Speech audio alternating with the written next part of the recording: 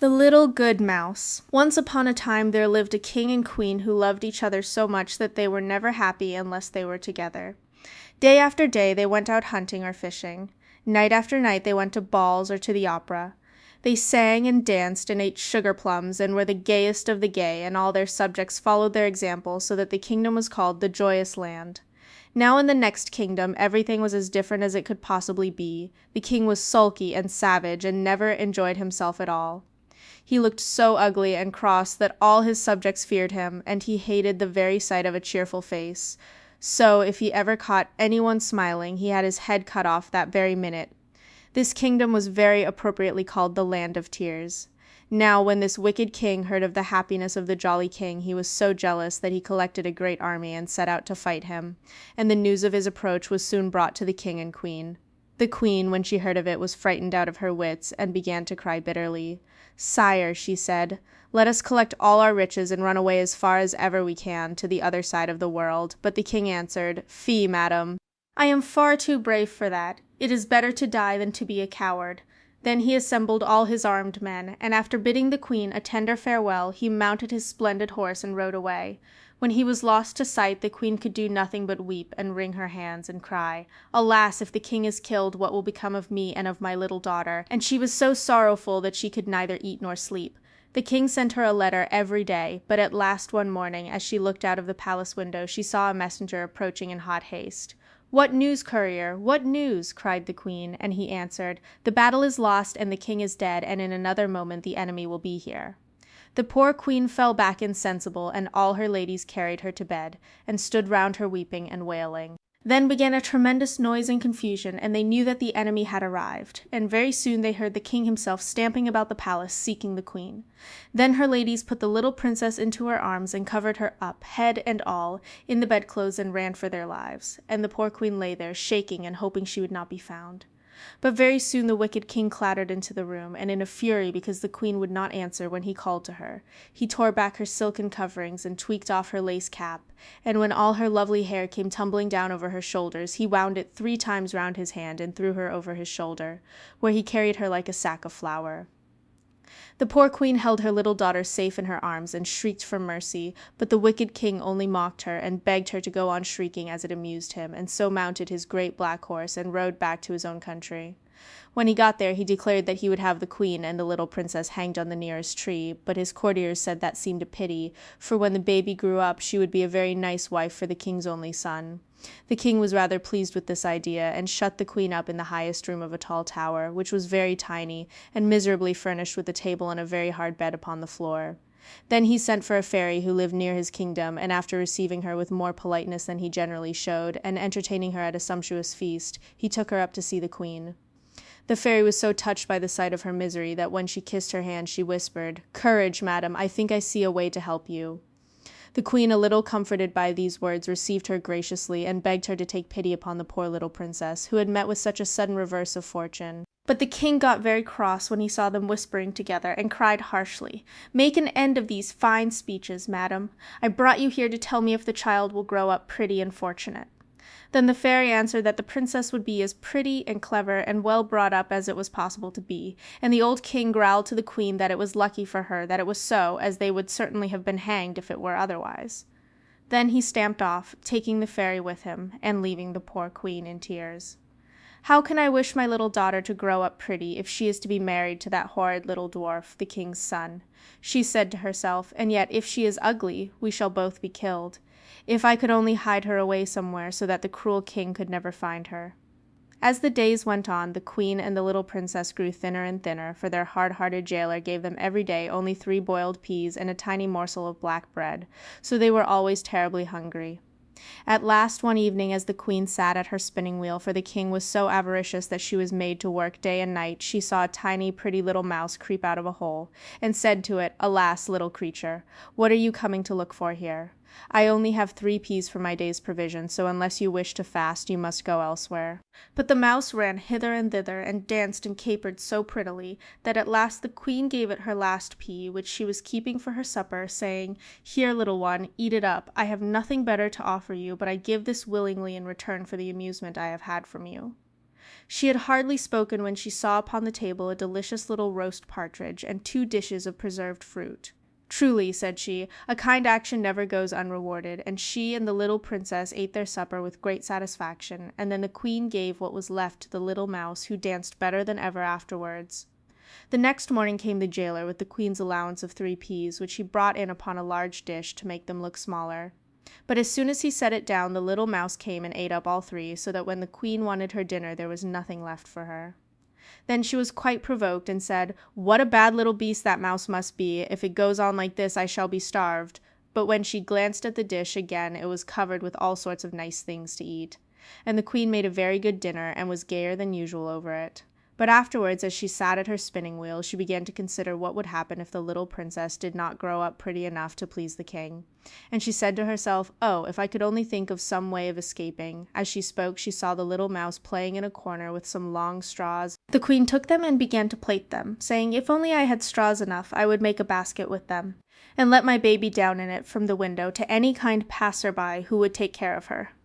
By the time the straws were all plaited, the little mouse had dragged in more and more, until the queen had plenty to make her basket, and she worked at it day and night, while the little mouse danced for her amusement.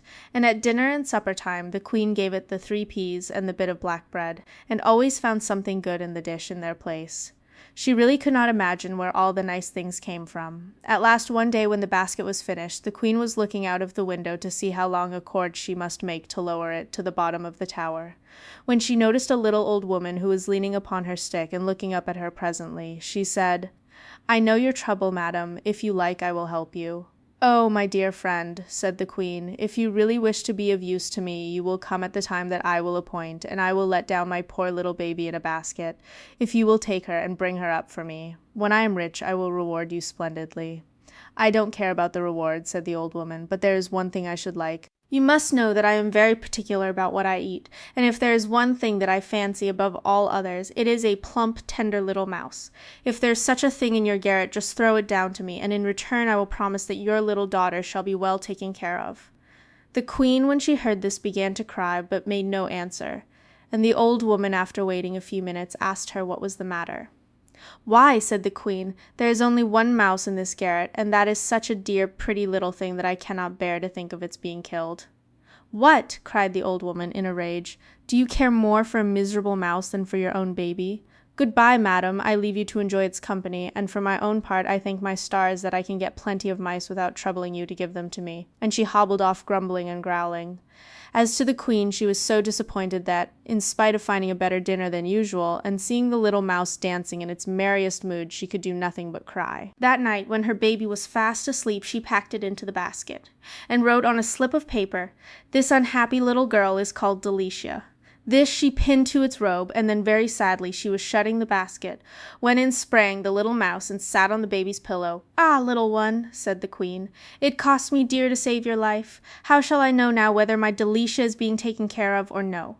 Anyone else would have let the greedy old woman have you, and eat you up, but I could not bear to do it." Whereupon the mouse answered, "Believe me, madam, you will never repent of your kindness." The queen was immensely astonished when the mouse began to speak, and still more so when she saw its little sharp nose turn to a beautiful face, and its paws to hands and feet. Then it suddenly grew tall, and the queen recognized the fairy who had come with the wicked king to visit her. The fairy smiled at her astonished look, and said, "I wanted to see if you were faithful and capable of feeling a real friendship for me, for you see we fairies are rich in everything but friends, and those are hard to find." "It is not possible that you should want for friends, you charming creature," said the queen, kissing her. "Indeed it is so," the fairy said. "For those who are only friendly with me for their own advantage, I do not count at all. But when you cared for the poor little mouse, you could not have known there was anything to be gained by it. And to try you further, I took the form of the old woman whom you talked to from the window, and then I was convinced that you really loved me." Then, turning to the little princess, she kissed her rosy lips 3 times, saying, "Dear little one, I promise that you shall be richer than your father, and shall live 100 years, always pretty and happy, without fear of old age and wrinkles."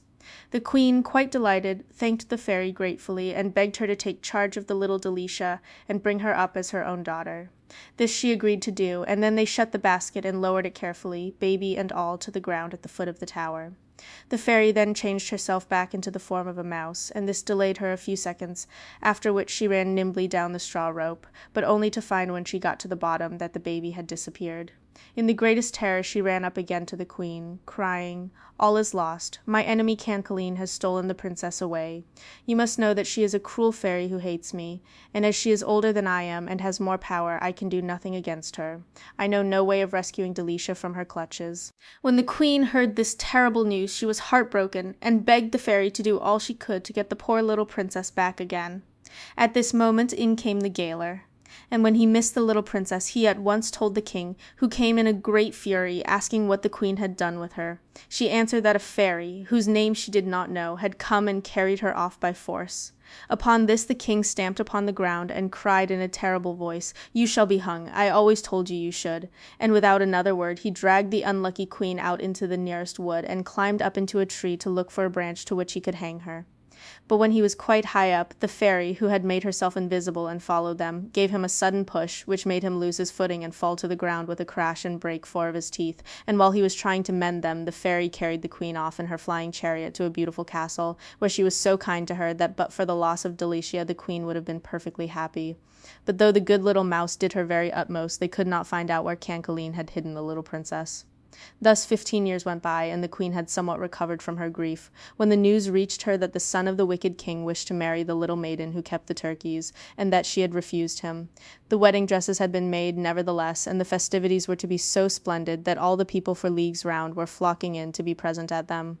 The queen felt quite curious about a little turkey maiden who did not wish to be a queen, so the little mouse conveyed herself to the poultry yard to find out what she was like. She found the turkey maiden sitting upon a big stone, barefooted and miserably dressed in an old coarse linen gown and cap.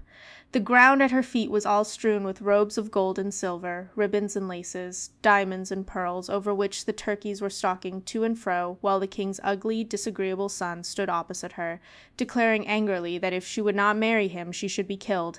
The turkey maiden answered proudly, "I never will marry you. You are too ugly and too much like your cruel father. Leave me in peace with my turkeys, which I like far better than all your fine gifts."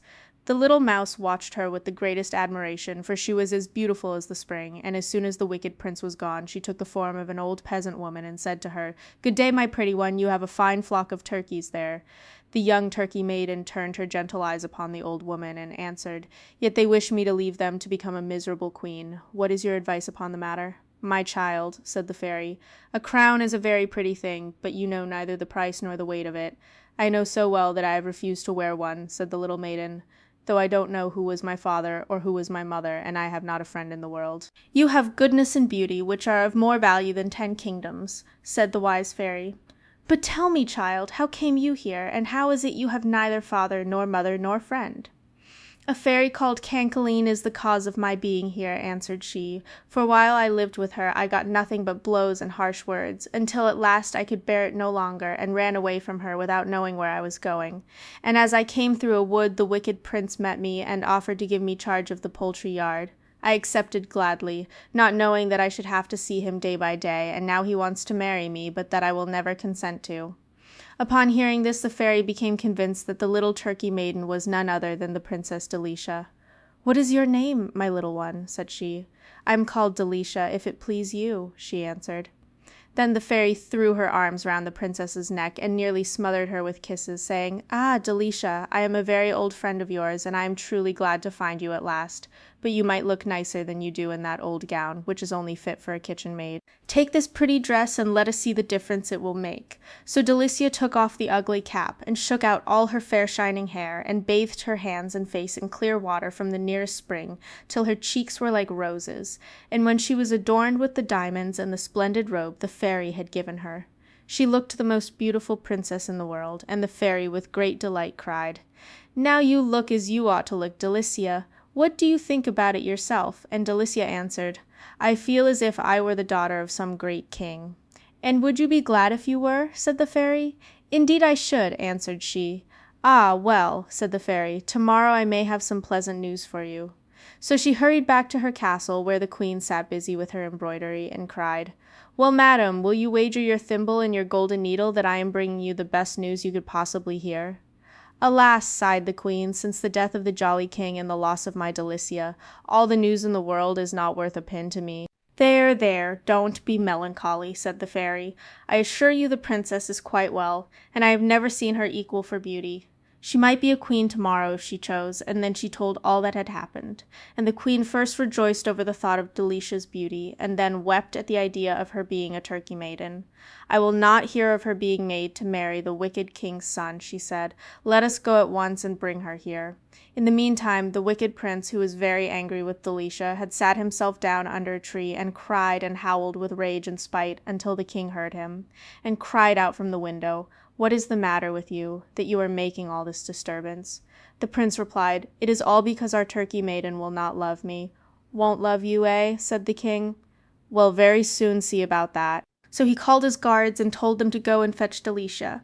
"See if I don't make her change her mind pretty soon," said the wicked king with a chuckle. Then the guards began to search the poultry yard, and could find nobody there but Delicia, who, with her splendid dress and her crown of diamonds, looked such a lovely princess that they hardly dared to speak to her.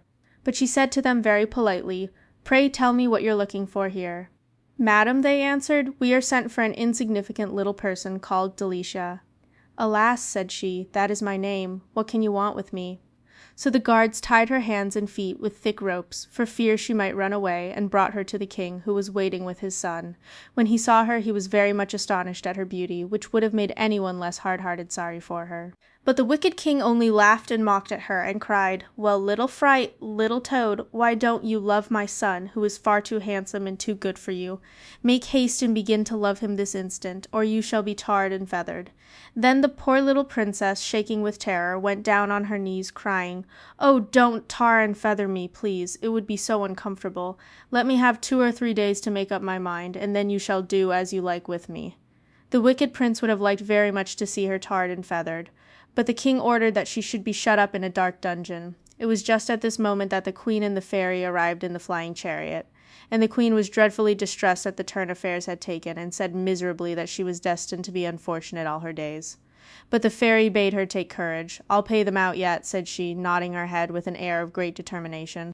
That very same night, as soon as the wicked king had gone to bed, the fairy changed herself into the little mouse, and creeping up on to his pillow nibbled his ear, so that he squealed out quite loudly and turned over on his other side. But that was no good, for the little mouse only set to work and gnawed away at the second ear until it hurt more than the first one. Then the king cried "Murder!" and "Thieves!" and all his guards ran to see what was the matter, but they could find nothing and nobody, for the little mouse had run off to the prince's room and was serving him in exactly the same way. All night long she ran from one to the other, until at last, driven quite frantic by terror and want of sleep, the king rushed out of the palace crying, "Help! Help! I am pursued by rats." The prince, when he heard this, got up also, and ran after the king, and they had not gone far when they both fell into the river and were never heard of again.